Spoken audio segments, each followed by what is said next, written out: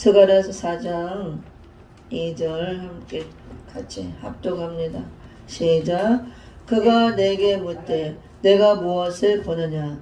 내가 대답하되 내가 보니 순금 등대가 있는데 그 꼭대기에 주발 같은 것이 있고 또 그 등대에 7 등잔이 있으며 그 등대 꼭대기 등잔에는 7 관이 있고. 오늘 읽은 본문 말씀 안에 순금 등대가 나오죠. 순금 등대는 계시록 1장 20절에 나오는 금촛대하고 같은 것입니다. 그래서 우리가 성막 안에 보면은 7 금촛대가 나오죠. 순금 등대. 그래서 이 순금 등대 그 꼭대기에 그 기름을 붓잖아요. 감람류 찐 기름을 부어서 불을 밝히는데 이 금촛대 순금 등대는 우리가 영적 의미로 예수 그리스도를 의미하죠. 그래서 금촛대는 불을 밝히는 역할, 빛이죠. 빛 대신 예수 그리스도, 말씀 대신 예수 그리스도. 그 다음에 거기에 여러 가지 의미가 있죠. 금도 나오고, 그 다음에 7 촛대, 7이라는 숫자도 나오고, 그 다음에 불을 밝히는 촛대, 불도 나오고, 또 기름도 나오고. 기름은 성령의 기름을 의미하는 것이고, 그 다음에 금은 정금 같은 믿음을 상징하는 것이고, 그 다음에 또 불을 이렇게 밝히는 거, 그거는 이제 빛 대신 예수 그리스도 말씀을 상징하고. 그리고 이제 7이라는 숫자는 완전수를 의미하죠. 완성을 의미하는 것입니다. 그래서 예수님께서 친히 내가 성전이라고 그랬잖아요. 금촛대는 성전 대신 예수 그리스도를 의미합니다. 그래서 계시록 1장 20절에 그 또 7 이렇게 이제 7 촛대가 보면은 가지가 7개 나오죠. 이렇게 6개가 붙어 있고 중간에 하나. 중간에 있는 거는 이제 그리스도, 양쪽에 붙은 가지는 우리를 의미하죠. 그래서 우리는 예수 그리스도에 붙어 있어야 빛을 낼 수 있다는 걸 의미하는 겁니다. 예수 그리스도 자체가 빛이시기 때문에 빛 대신 예수님 안에 있을 때 그 빛을 받아서 우리도 빛을 낼 수 있다는 거, 그런 걸 의미하고, 또 그 다음에 불을 밝히기 위해서는 반드시 이 기름이 있어야 된다는 거, 성령의 기름, 성령의 기름에 그 성령의 역사가 있어야 된다는 거, 많은 의미가 있습니다. 그래서 이것이 구약의 성막 안에 있었고, 성막 안에 볼 때 바깥 마당에 있은 게 아니죠. 그 바깥 마당에서 이렇게 물두멍을 지나서 그 다음에 성소에 들어가야 촛대가 있어요. 여기에 많은 비밀이 있는 것입니다. 근데 우리가 구원받으면 우리 심령 안에 성령 하나님이 내주하고 계심으로 우리 심령이 성전이라고 그랬잖아요. 근데 이제 이 성전을 마지막 때는 금촛대 성전으로 완성이 돼야 되는 것입니다. 그래야 재림의 주님이 오실 수가 있습니다. 그래서 계시록 2장 1절에서 다시 오시는 재림의 주, 계시록은 다 재림의 주를 보이는 것이기 때문에 재림의 주님이 금촛대 사이에 다니신다 그랬어요. 왕래하신다. 그러면은 왜 굳이 우리가 구원받으면 그 자체로 성령 하나님이 이 안에 계심으로 우리 심령이 성전이라고 그랬는데 꼭 금촛대 성전을 이루어야 되느냐, 의미가 있는 것입니다. 이제 마지막이라는 것은 끝날 재림의 주님이 오셔서 결론을 낸다 그거죠. 근데 완성, 재림의 주님이 신랑으로 오셔서 신부된 자들을 이제 영접해서 결혼하는 게 완성의 완성, 구원의 완성. 그게 이제 그 결혼한 신부들이 다 성전인데 교회라 그랬잖아요. 그러면 표면적으로 보이는 이 유형 교회를 말하는 것이 아니고 보이지 않는 우리 심령 안에 세워지는 교회. 이 성전이 온전하게 이제 아름답게 이루어져야 돼요.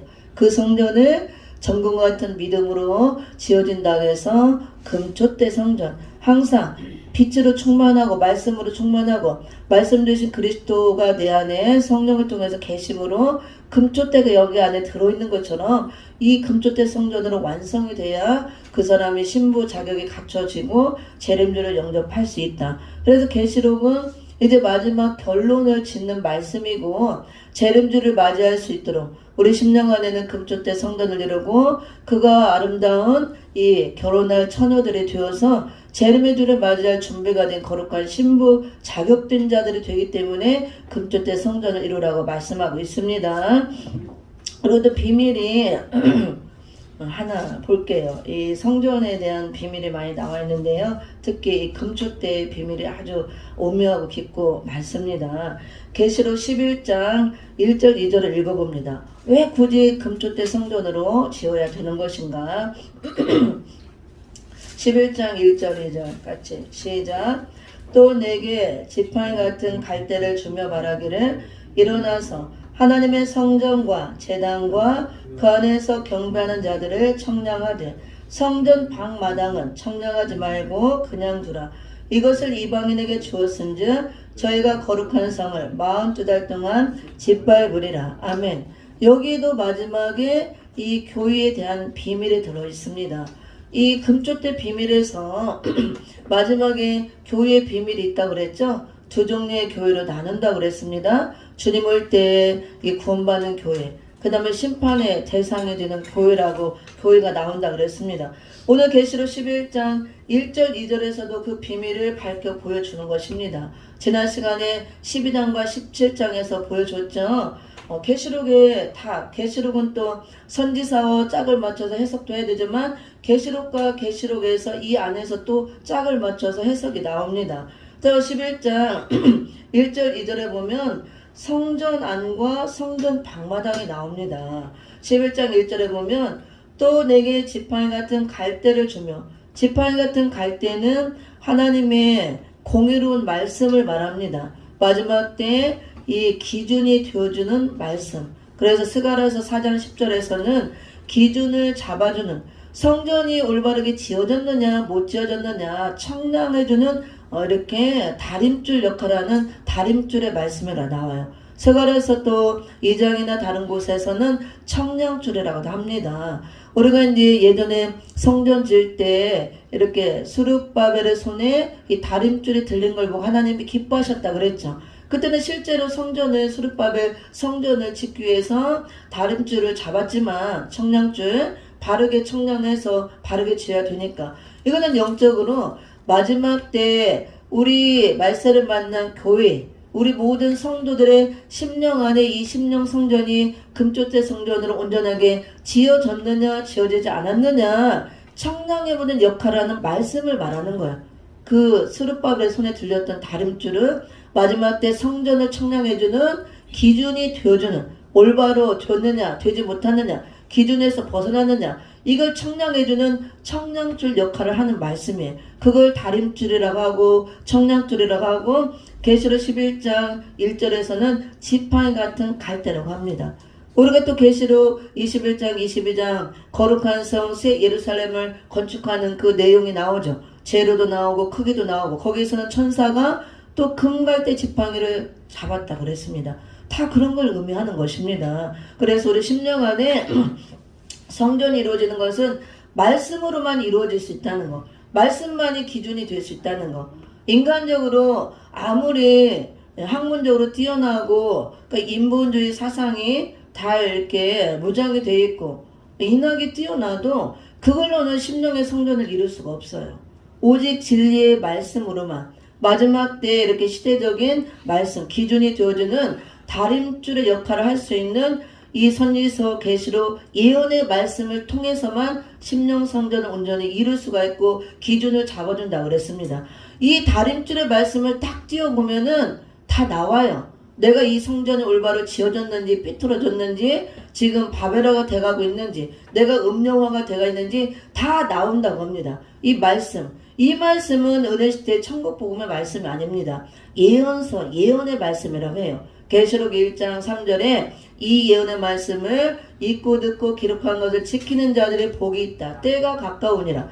재림의 전이 올 때가 가까울 때 이 예언의 말씀이 우리 심령 성전을 올바로 지어졌는지 기준을 바로잡아주는 그 역할을 해주는 다림줄 역할을 해주는 말씀이라고 합니다. 선지서는 예언, 계시록은 그 예언대로 성취되어지는 말씀. 이걸 예언의 말씀이라고 해요. 그리고 다른 곳에서는 영원한 복음이라고 합니다. 또 이제 앞으로 이루어질 일이라고 해서 될 일의 말씀이라고 합니다.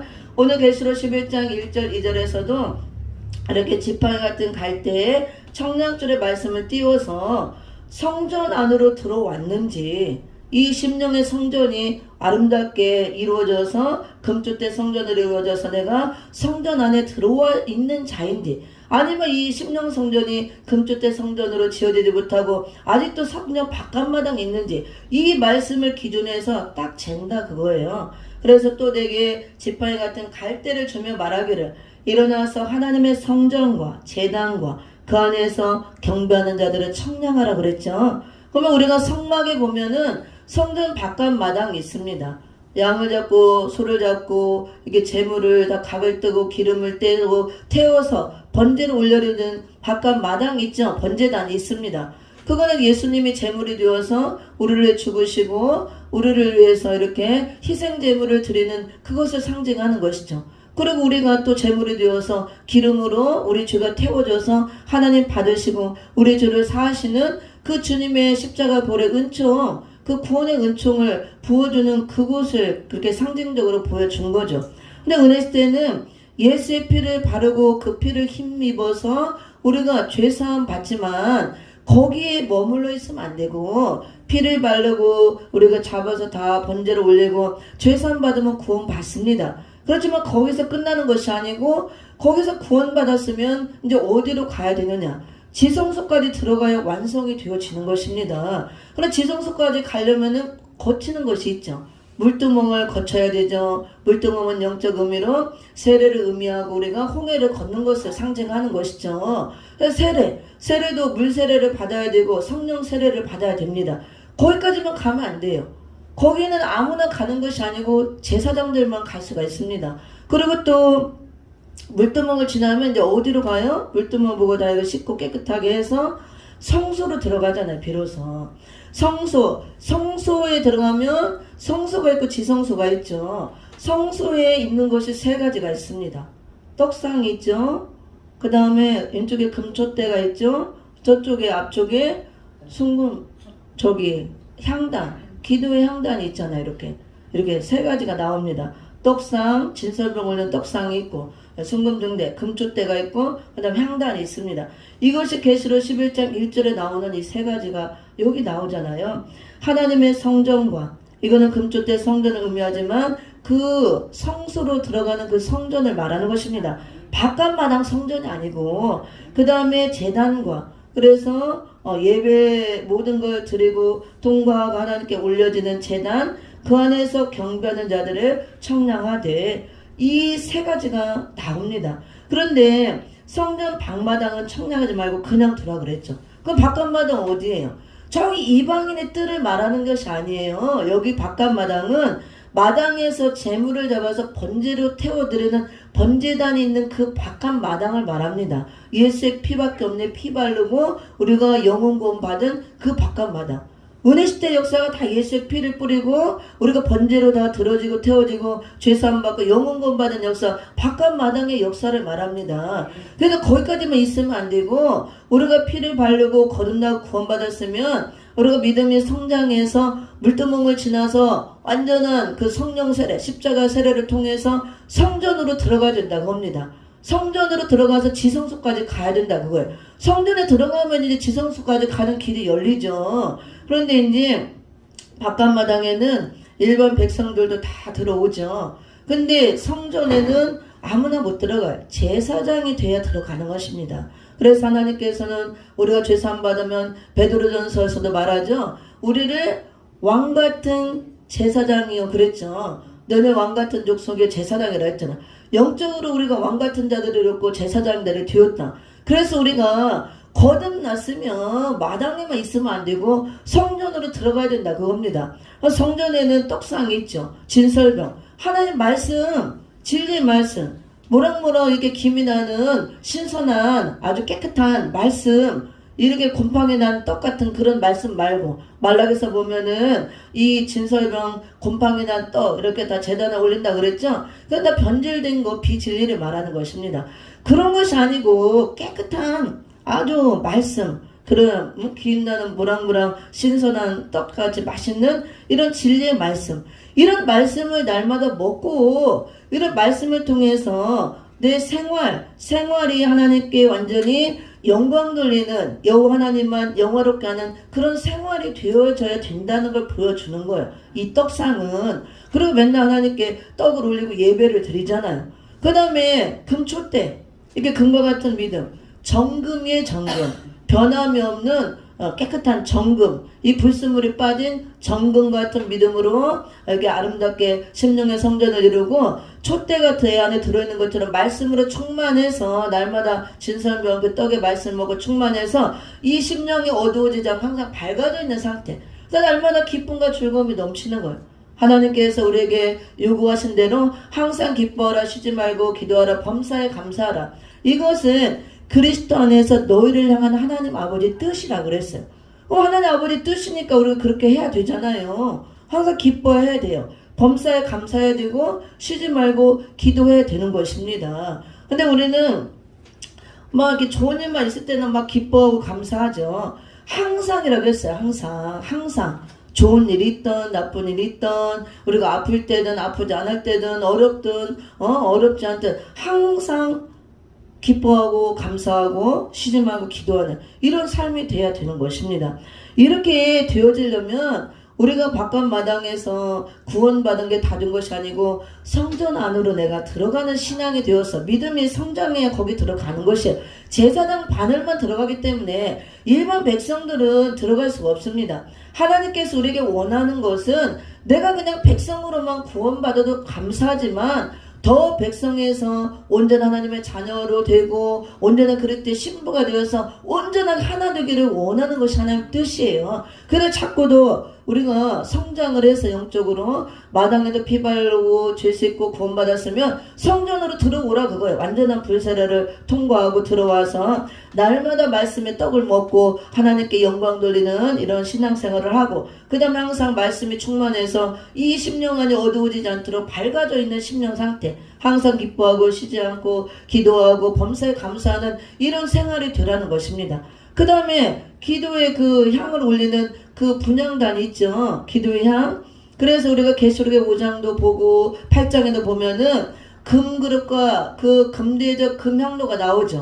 우리 개인의 기도의 분량들을 담아서 채워지면 그것들이 모아져서 금향로에 담겨져서 올라간다 그랬잖아요. 하나님의 금단으로 올라가서 기도의 향을 쏟아서 하나님 받으심으로 그 또 향에다가 그 금향로에다 불을 담아서 응답으로 쏟아낸다 그랬습니다.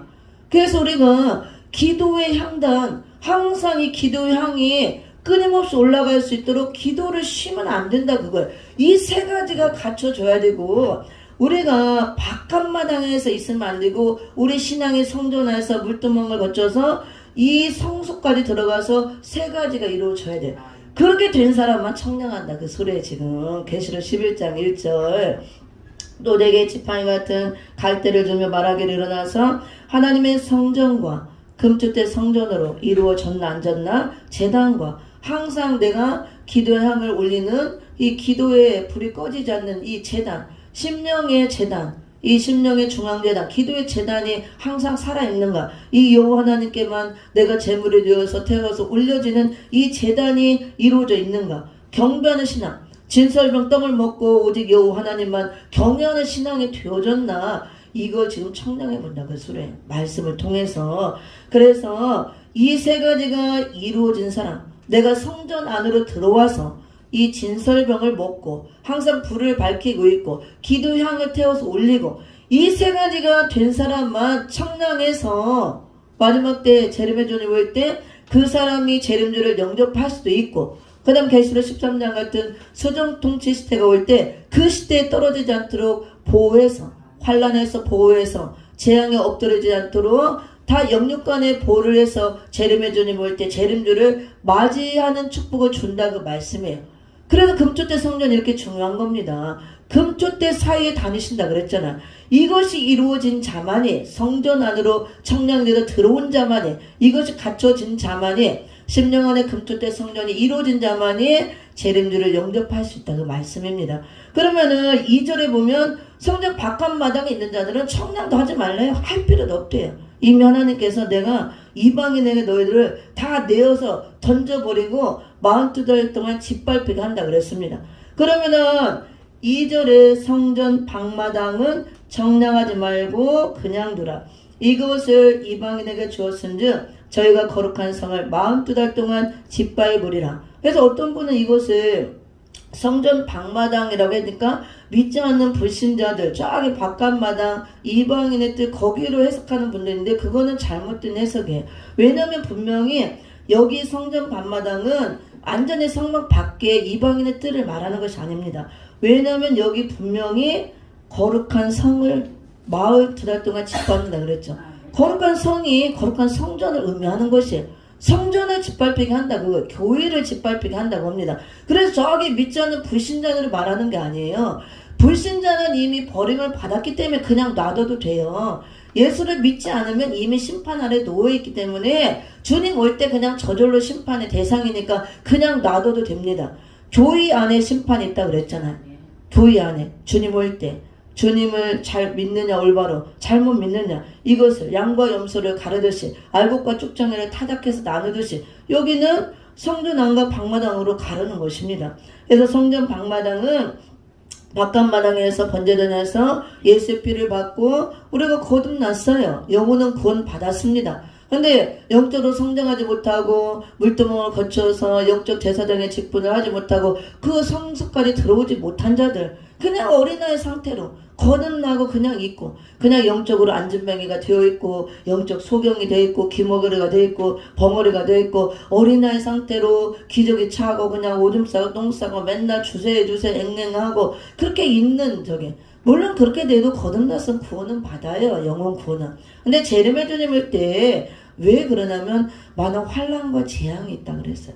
이렇게 어린아이 상태에 그리고 그 상태를 있으면 이런 환난도 이기지 못하고 재림주를 영접할 수 없다고요. 왜냐하면 재림의 주님은 정결한 처녀 그리스도의 장성한 분량까지 믿음에 성장해서 내가 처녀가 돼 있어야 신부 자격을 갖추고 있어야 결혼을 하러 오는 거죠. 어떻게 어린아이하고 결혼해요. 그리고 중풍병자, 안전뱅이, 손마른 병 이런 영적으로 병들어 있으면 안 된다고 합니다. 그리고 마지막 때는 엄청난 이 세속의 물들이 교회 안에 다 들어오고 교회가 또 세속화되고 바벨화가 되고 음녀화가 되기 때문에 이렇게 어린아이 같이 있으면 세속에 물들 수밖에 없어요. 그래서 어린아이들은 이리저리 잘 휩쓸리고 요동하고 잘 유혹에 이렇게 유혹을 받고 쏠리고 한다 그랬잖아요. 어린아이는 또 지각력이 없기 때문에 분별력도 떨어지고 그래서 우리가 성전 안으로 들어가서 장성한 자가 돼야 되고 또 이제 무엇을 어떤 또 영적인 진리가 있냐면요 금촛대라 그랬죠. 그래서 이 계시록 11장 1절이 바로 금촛대 성전으로 청량된 자들을 말합니다. 금촛대는 금으로 이루어진 거죠. 이 비밀이 있습니다. 성막에 보면은 바깥 마당에는 전부 다 놋이에요. 놋. 이 성막의 그 재질이 놋. 번제단. 놋 번제단이죠. 다 놋으로 되어 있습니다. 놋은 어떤 걸 의미하느냐 영적으로 놋은 심판을 의미하고 놋은 굉장히 심판과 저주 이런 상징적인 의미를 갖고 있습니다. 그래서 그 놋뱀도 상징적으로 보여줬잖아요. 놋뱀은 예수님이 십자가에 달릴 거. 이 십자가에 달린 자마다 저주 아래 놓였고 저주를 받았다 그랬잖아요. 예수님이 저주받은 게 아니고 우리 대신 받은 거죠. 이렇게 놋뱀 다 저주와 심판을 의미하는 거예요. 놋은. 근데 예수님이 놋뱀은 예수 그리스도를 상징하고 우리를 대신해서 이렇게 저주를 받았잖아요. 그래 놋뱀이라는 것은 그 달린 뱀 예수 그리스도를 의미하고 다 죄로 인해서 저주받고 심판받는 걸 의미해요. 놋이라는 것은. 그래서 놋 번제단 이런 것도 전부 다 우리가 죄로 인해서 심판받아서 이 번제로 다 태워서 올리잖아요. 다 죄로 인한 저주와 심판 이런 걸 상징하는 거예요. 고난, 놋은. 그런데 이제 이 번제단을 지나서 물두멍을 지나서 성전으로 들어가면 다 바뀌어요. 거기 있는 성전 안에 있는 기물이 다 뭘로 바뀌어요? 전부 금으로 바뀝니다. 진설병 올리는 떡상도 다 금으로, 금촛대, 그 다음에 분향대 다 금이에요. 금. 이거 무엇을 상징하느냐? 우리가 십자가를 통해서 죄로 인해 저주를 받고 심판을 받았으면 예수님이 대신 받았죠. 거기에 머물러 있으면 안 되고 이제 노세 단계에서 금으로 넘어가야 된다는 거예요. 우리 믿음이 금과 같은 믿음으로 성전 안으로 들어가야 된다는 걸 보여주는 것입니다. 그래서 금촛대 성전을 말하는 것이에요.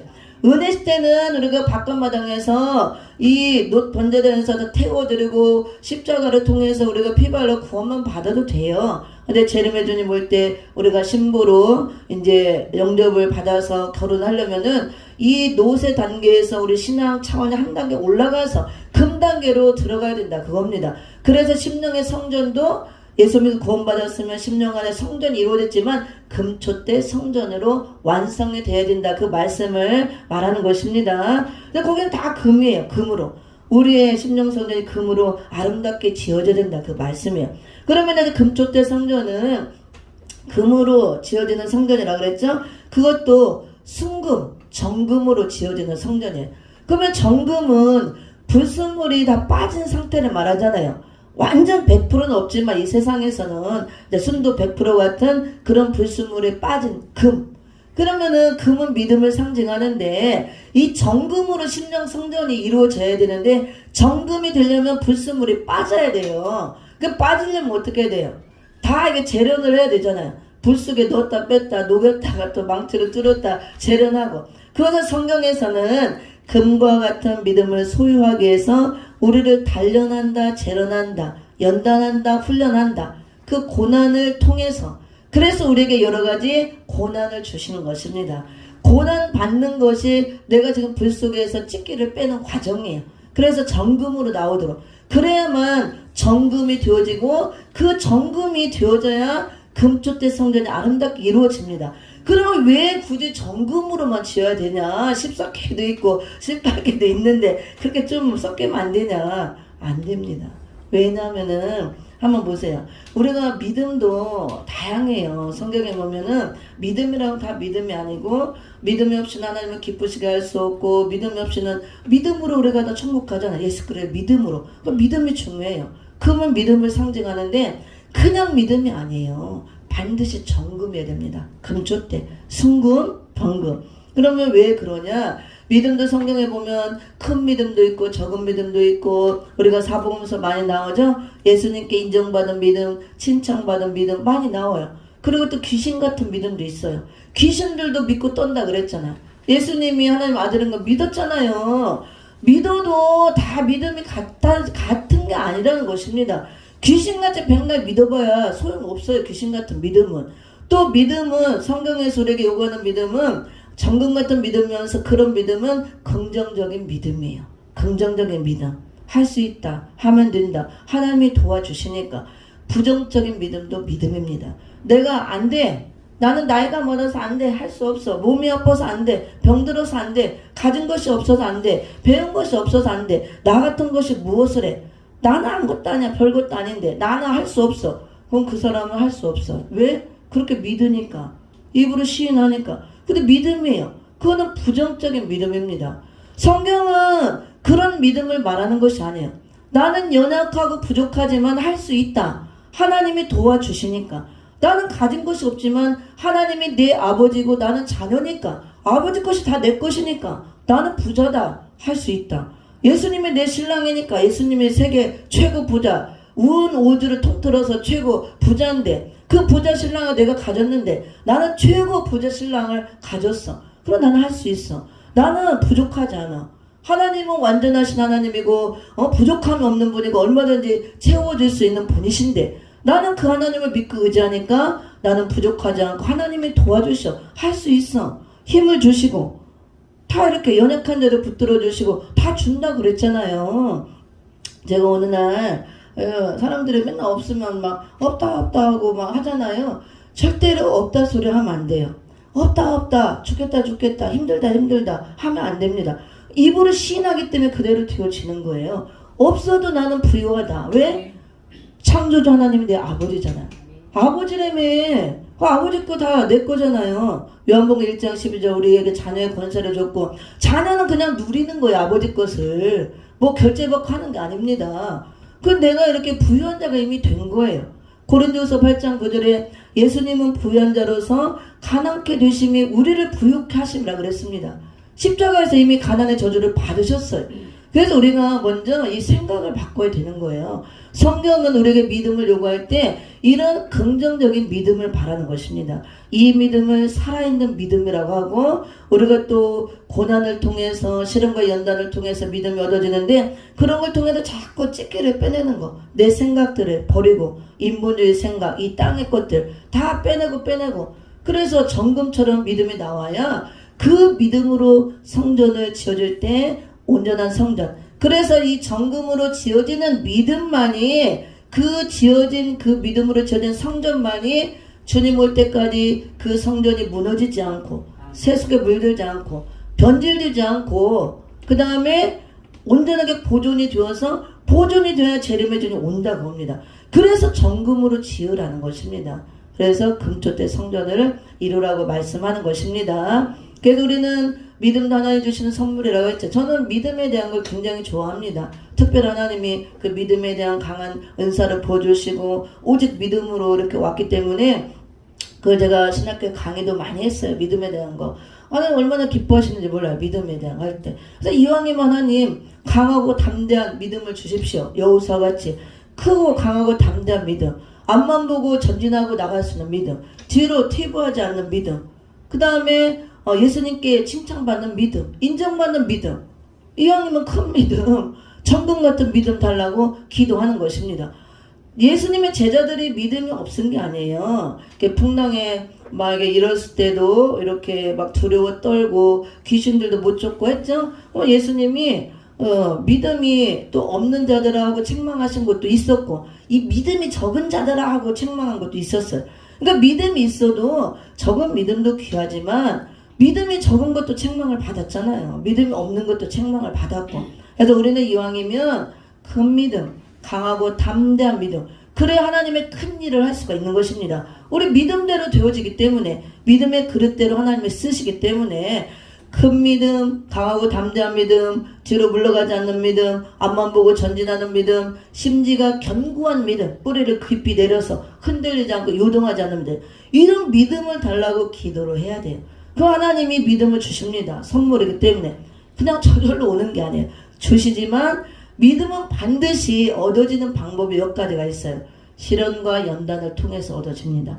그게 정금이 그냥 나오는 것이 아니고 불 속에 넣었다 뺐다. 그게 시련과 연단이에요.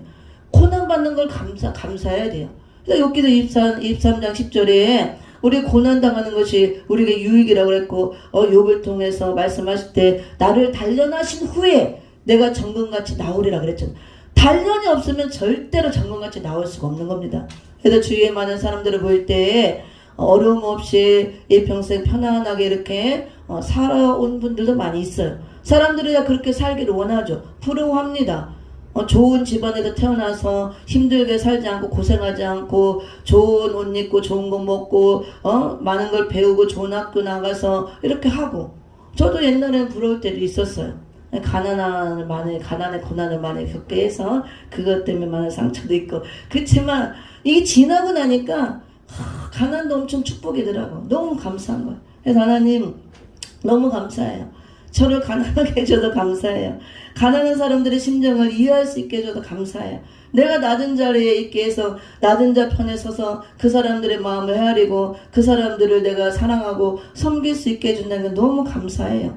그 사람들 마음을 심정을 알아줄 수 있다는 거. 그 다음에 내가 세상적으로 하나님 세상하고 많이 안 배운 게 너는 더 감사해요. 물론 내가 많이 세상적인 거 안 배워서 뭐 크게 세상적으로 성공하지 못했지만 오히려 나중에 감사해요. 왜냐면 그 많은 것들을 갖고 있으면 버리려면 얼마나 힘들었겠어요. 그걸 버린다고 없어진다는 의미가 아니고 그걸 한 번은 다 내려놔야 된다는 거예요. 갖고 있던 사람이 내려놓는 건 참 어려운 거예요. 없는 사람 아예 없었으니까. 그리고 제가 부모도 형제도 누구도 의지할 곳이 없이 아무것도 의지할 곳이 없게 만들어 놓으니까 오직 하나님만 의지하는 거예요. 그러니까 제가 오히려 더 믿음이 강해질 수 있고 하나님만 의지하고 바라보고 이게 하나님의 은혜더라고. 그리고 많은 고난을 통과하고 연단을 통과하고 질병과 가난과 아픔과 많은 것들을 하나님이 통과시키면서 그것들을 통과하려니까 힘들고 고통스러워 아프니까 기도하는 것밖에 없어요. 와서 그냥 엎드려서 기도하고 울고 기도하고 그러니까 믿음이 강해지더라고. 기도하니까 하나님의 능력을 부어주는 거예요. 그래 감사해요. 너무 몸이 아픈 거예요. 질병이 있어서 아픈 게 아니고 하나님께서 저를 그런 사단의 공격을 받기 위해서 끊임없이 아프게 고통스럽게 하는 겁니다. 사단의 공격을 통해서. 그러니까 저는 그냥 살려고 제가 기도하는 거예요. 막 능력 받으려고 아니고 막 살려고 내가 편안하려고 매일 기도 안 하면 죽겠으니까 부르짖고 기도가 찬양하고 말씀 읽고 하다 보니까 어느새 내가 영성이 세워지고 강해지고 믿음이 견고해지고 해지더라고. 그래서 웬만한 일은 와도 꿈쩍도 안 해요. 눈 하나 까딱도 안 해요. 얼마나 환난 풍파가 와도 다 겪어보고 이기고 오니까 그래서 깨닫더라고. 고난이 유익이라는 게 진짜 그렇구나.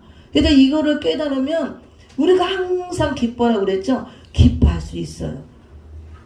가난한 것도 아픈 것도 고통스러운 것도 이게 오히려 복이 된다는 걸 알았기 때문에 그래서 우리가 항상 기뻐할 수가 있는 것입니다. 오늘 이제 말씀을 마무리를 하도록 하겠습니다.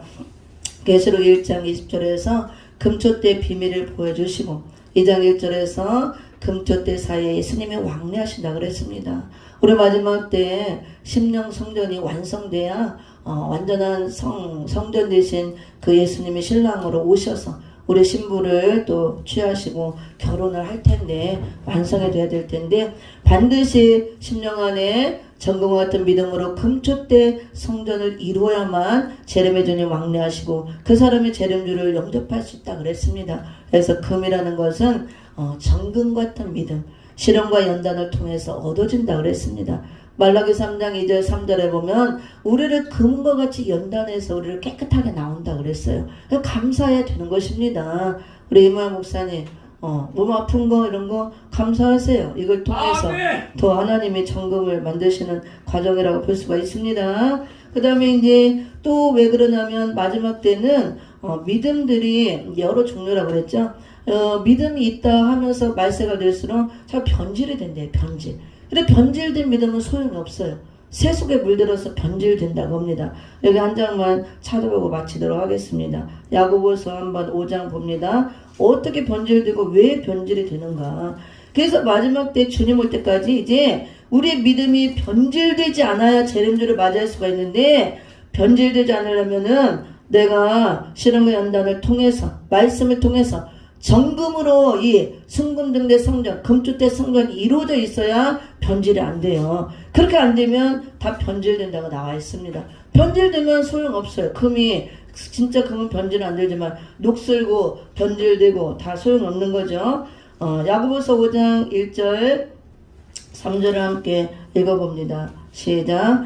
들으라 부한자들아 너희에게 임할 고생을 인하여 울고 통곡하라. 너희 재물은 썩었고 너희 옷은 좀 먹었으며 너희 금과 은이 녹이 슬었으니 이 녹이 너희에게 증거가 되며 불같이 너희 살을 먹으리라. 너희가 말세의 재물을 쌓았도다. 아멘. 말세가 되면 이런 현상이 나온다는 거예요. 들으라 부한 자들아. 믿는 자들, 특히 부유한 자들, 부유한 게 잘못됐다는 거 아니에요. 우리가 물질은 반드시 필요합니다. 내가 선용을 하느냐 악용을 하느냐에 따라서 하나님의 영광도 드러낼 수가 있고 또 우리가 마귀의 종으로 또 쓰임받을 수도 있습니다. 물질은 반드시 우리가 물질 세계에 있기 때문에 필요하지만 우리에게 부유함을 주시면 하나님 나라를 위해서 영혼 살리는데 생명을 살리고 하나님 뜻을 이루기 위해서 선하게 아름답게 사용을 해야 된다고 합니다. 이것을 악용을 하면은 사단 마귀가 쓰는 거예요. 그럼 마귀의 도구로 전락됩니다. 근데 여기서 부한 자들은 그렇게 하나님의 뜻을 이루기 위해서 선을 이루기 위해서 부를 이루지 않았다고 말씀해요. 왜냐하면 부한 자들아 너희에게 임할 고생을 인하여 울고 통곡하라 그랬잖아요. 이건 재림의 주님 올 때 심판의 대상이 될 것이기 때문에 다 이렇게 통곡할 일이 있다고 합니다. 너희 부한 자들이 다 재물을 쌓아놓고 다 부유해졌지만 재물이 다 썩었고 너희 옷은 좀 먹었다 그랬어요. 옷은 행실을 말하죠. 신앙 행실이 다 좀이 먹은 것처럼 더러워졌다고 합니다. 옷들이 다 더러워져서 음녀의 옷을 입고 세속에 물들어 있다 그 뜻이에요. 흰 옷이 아니고 너의 금과 은이 녹이 슬었다. 금과 은 우리 믿음을 상징하고 보화 말씀 천국을 의미하기도 하지만 금과 같은 이런 은과 같은 믿음이 녹이 슬었다는 것은 변질되었다는 거예요. 세속에 물들었다. 세속화 되었다. 이해하시죠? 이 녹이 너에게 증거가 되면 이대로 있으면 결과적으로 어떤 결과가 오냐? 불같이 너의 살을 먹으리라. 너희가 말세의 재물을 쌓았도다. 뒤에 보면은 이렇게 재물만 쌓고 땅에서 사치하고 연락만 하고 산대요. 5절에 너희가 땅에서 재물을 모아서 뭐 하려고 모으냐? 사치하고 연락하기 위해서. 그래서 부를 쌓아놓고 결과적으로 사치하고 연락함으로 어떤 결과가 오느냐? 도살의 날에 심판의 때 너의 마음을 살찌게 하였도다. 마음만 살찌게 했다 그거야. 사차가 연락하고 재물을 모으는데 여념없이 세상 일에만 여념없이 재물을 모아서 다 심판의 대상이 된다고 말씀입니다. 이것이 하나님의 말씀에 관심 없고 마지막 때 관심 없고 재림에도 관심 없고 돈 벌고 세상 일에만 쫓아가 관심 있다가 재물은 쌓았지만 그래서 사치하고 연락하고 살다가 마음만 살찌게 했다가 돼지같이 이렇게 살을 찌고 이렇게 돼지를 잘 먹이는 목적이 잡아먹으려고 그러잖아. 도살의 날에 돼지가 도살장에 끌려가서 도살당했듯이 도살의 날, 심판의 날에 반드시 온다고 합니다. 이런 믿는 자들이 이런 결과를 초래한다 그걸. 그래서 녹이 슬면 아무 의미가 없다고요. 깨끗하게 녹슬지 않게 순도 100% 정금 같은 믿음으로 나와야 되는 것입니다. 그게 나오되게끔 통해서 적나라하게 보여줬잖아. 우리는 부유하에 부족한 것이 없다. 돈 버는데 열심히 내고 교회도 막 열심히 돈 벌어서 쌓아놓고 부유하다 마음만 살찌게 하고 사차게 연락하고 세속에 물들어서 그러면 주님 볼 때 심판받는다고 말씀해요. 다 그렇다는 것이 아니고 신실하고 또 깨어있는 종들 성도들 많이 있죠. 어려운 교회도. 그렇지만 말세 교회가 점차적으로 이렇게 변질되고 믿음들이 변질되고 세속화되어 간다는 걸 보여주고 있기 때문에 주님 볼 때 십자가로 세운 교회들을 살리기 위해서 이런 말씀을 주신다는 거. 말씀 우리가 다 깊이 새기고 10년간의 전과 같은 믿음으로 또 말씀으로 채워서 변질되지 않는 영원히 보존되는 금초 때 성전을 이루어서 재림의 주를 다 영접하시기를 예수 이름으로 축원을 드립니다. 기도하고 마칩니다.